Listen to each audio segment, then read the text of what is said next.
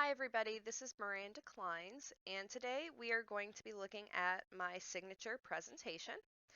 During this, we'll look at some artifacts that I've picked out, some different assignments that we've all completed over the course of this session, and how I think they best demonstrate one of the competencies from NAEYC.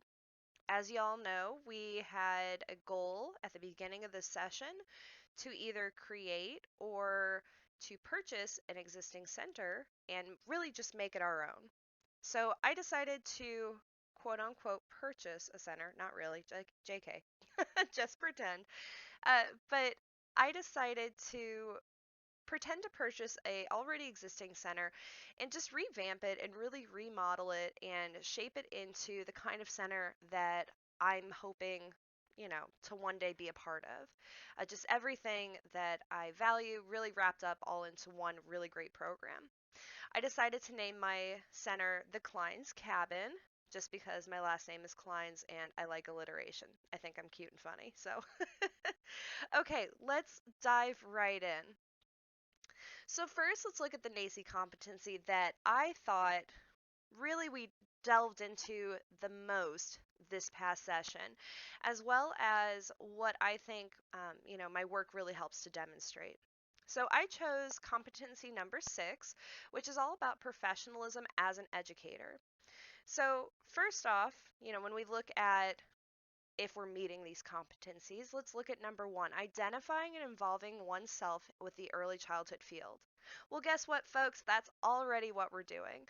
We're getting involved, we're thinking about starting off on our adventures of creating our own center, and as Crusoe, one of our authors this session, as he said, that is one of the first steps of being a supervisor, in the field of early childhood education. So kudos to us. We're already doing number 1. The next couple are all about upholding ethical standards, professional guidelines, and how we can do that through, continued education, willing to change our current knowledge and perspectives on things, being adaptive in our methods and pedagogy, and then, of course, engaging in advocacy for our kids so that we can talk about how to dismantle bias, and we can really give our kiddos a voice and a place where they can be heard and their needs can get met. And of course, that can be done through the use of communication skills, um, which again, I think I can demonstrate with some of my artifacts. So when we dive in to number 6, let's look at it in a little bit more detail. So the first thing that really stood out to me and that I think connected with this session was advocacy and communication. So, first of all, we've always got to be looking inwards and we've got to examine our own implicit bias and things that we're like, holding on to, judgments that we already have about kids, families, whatever. Everybody has them, and it's important to recognize what they are so that we can eliminate them and notice them within our program and within our staff members. We can do this by, implementing observations of our staff, working collaboratively through a system of checks and balances, and really having that power shared, really great collaborative team approach where everybody has a voice and we can hear it. We can just keep each other in check over any kind of, implicit bias that we may have. The second thing that stood out to me was the need for critical thinking and us to be lifelong learners as educators.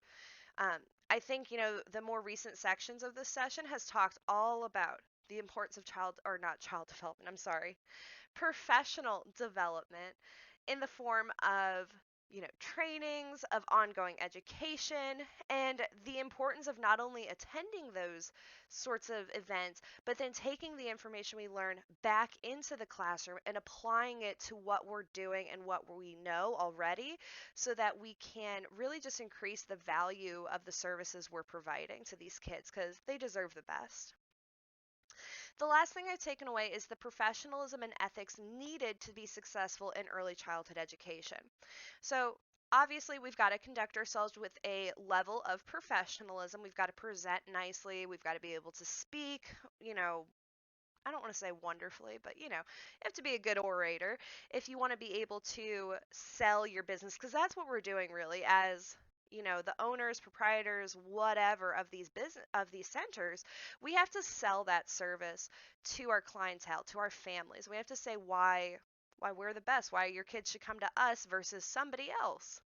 We can display that for them by acting with integrity, honesty, and transparency, making sure that we're not doing anything shady behind the scenes, really being very open about our processes within the classroom and within our hiring practices as well. And like I had said before, also understanding that children don't necessarily have a voice of their own. And so we, as the professional, have to speak up to make sure kids are getting their needs met, that they're being treated with respect and dignity that they deserve just because they exist, you know? Okay, so those are the competencies. Let's talk now about the artifact I chose. So the first artifact I chose was my handbook. I really like the color green, if y'all can't tell. So when I looked at the competencies and I looked at my staff handbook, I saw some of the things really meshing well together. And like I said, the first competency that we talked about, identifying and involving oneself, guess what? Just doing this homework, that's part of it, getting started on the idea of moving forward and creating my own center. So that's number one. By having policies that are all about, let's switch over here and we can look at it. Oh, not that. There we go. By looking at our different policies, we can see here that we've got a really great flow of power. So we know who's in charge, we know who's doing what. We also know that everybody's going to be evaluated using pretty much the same model. So if we look here, we do have one section that is for students only. However, we are expected to use clear communication, respect, and acknowledgement of parents and children's goals, good use of language, approachable, and then right here you can see I've got a whole section about professionalism and just showing up on time, making sure that we're engaging in safety, um, you know, and I know that a lot of us don't think of safety protocols as part of professionalism. However, when again we're conducting ourselves with transparency and honesty, we're doing things by the book, folks. Um, state and national regulations, licensure requirements mandate that we have these kinds of protocols in place, and making sure that all of our staff are being held to the same standards. Let's scroll down a bit.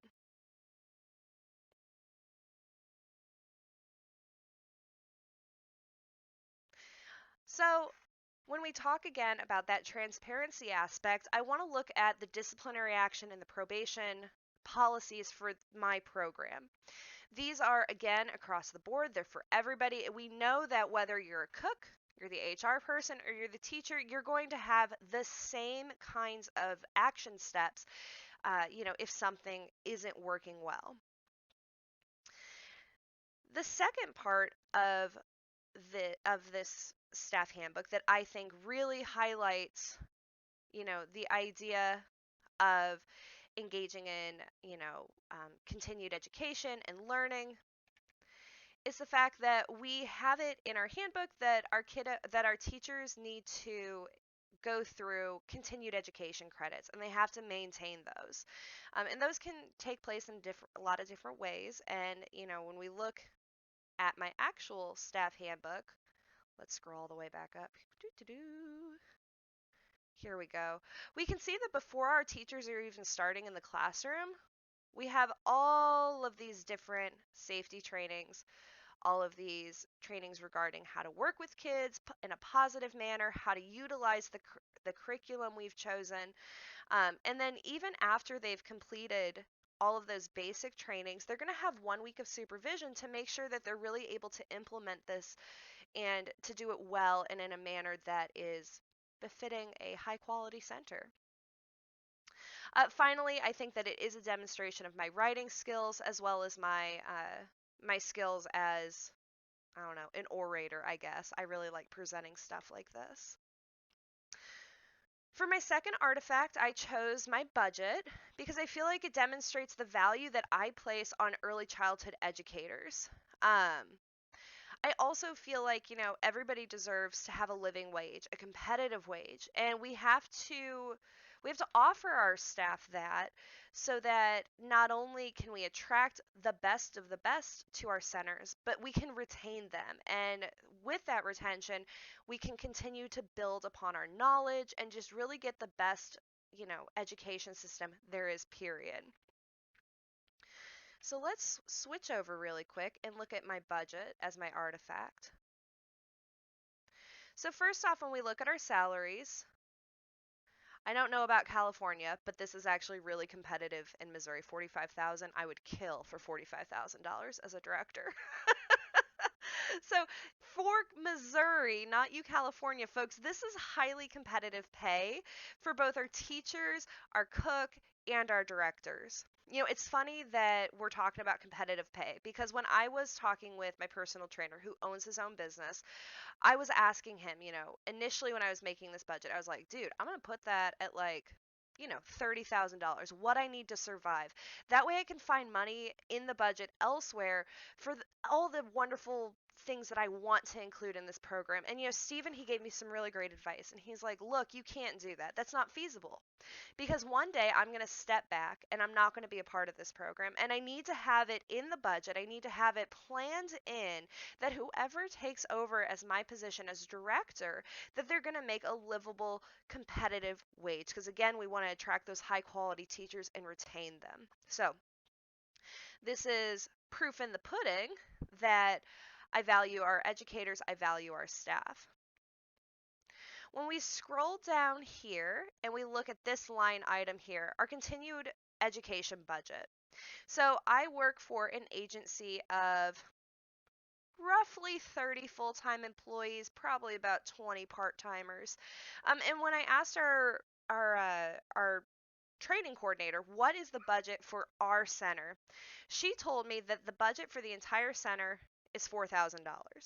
And I was like, well, dude, that's not going to work. I'm going to need that to be 6,000. Because again, I really, really wanted to make sure that my staff have the opportunity, if they want help with college tuition, maybe paying towards, I know tuition's expensive these days, guys, don't judge that $500. But maybe they need help with books. Maybe they need to enroll in a conference, whatever. We want to make sure that these teachers and staff aren't just doing the free YouTube level basic trainings. And I know you can find some really great free stuff online these days, but I also want to make sure that they have an opportunity to go out there and to meet other professionals, not only within our community, but within our state, and God willing, within our nation, because we need that. We need to know what other people are doing so we can bring it back to our center, and make sure that we're offering the best we can. Boop. Okay. So, what does all of this mean? Let's look first at the biggest takeaway for me in this class has been the change of heart I've had. Initially, I was like, oh God, program management, this sounds dull. It sounds horrible. I can't even imagine doing an entire 8 weeks on it. Like, what are we going to talk about? I was so happy to find out that there is so much more that goes into running a center than the simple number side of things. The whole discussion of how to be an advocate and, a peer leader really is excellent for me now in my job because even though I am in a supervisory position, I am sure as heck not top man on the totem pole. So it's really great for me to learn how to be a peer leader in my position currently, and I feel like I've really learned that in this class. I've also been able to utilize some of the stuff we've learned regarding liability and lawsuits to really hone my center and my program currently, not my imaginary one, but my current one, my real life one. Because so like the biggest one that I can't get over is the seatbelt rule and the carb seat rule. Right now, well, not it now because I've changed it, but I used to try to be helpful and be like, okay, let me get a car seat buckled. You get that kid buckled in. I'll get this one buckled in. We'll do it quicker, get in, get on our way.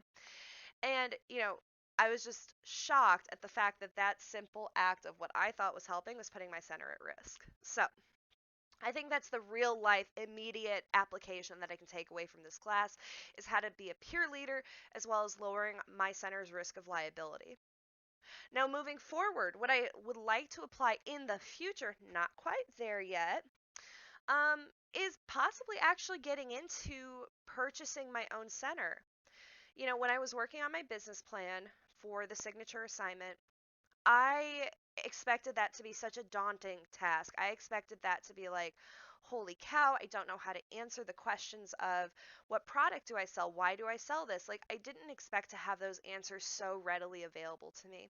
And so I think this class has really helped me to understand that I have the passion. There is a need in my community. And goodness gracious, I'm the one who can fill that. Um, so I do think that is a feasible possibility for me and something I would like to seriously consider moving forward. Obviously, right now, not the case. Work in not for profit, so not making a ton of money. Um, but I tell you what, it's not a bad thing to consider. So that is it for me, folks. Thank you for watching. I hope you enjoyed it. If you have any questions or feedback, please let me know. Alrighty, I will talk to y'all later. Bye!